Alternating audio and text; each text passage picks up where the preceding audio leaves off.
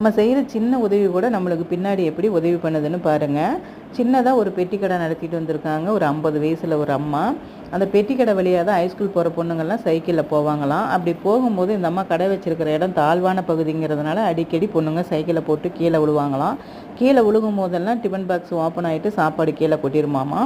அப்போல்லாம் பார்த்தீங்கன்னா ஒயர் கூடையில் தான் சாப்பாடு எடுத்துகிட்டு வருவாங்க.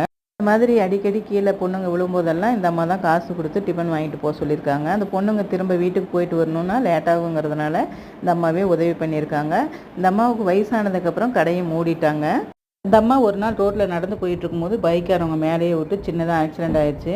அப்போ அந்த அம்மா ரோட்டில் விழுந்து கிடக்கும்போது ரோட்டில் போகிறவங்க எல்லாமே வேடிக்கை பார்த்துட்டே போயிருக்காங்க. யாருமே திரும்பி கூட பார்க்கலையாம்.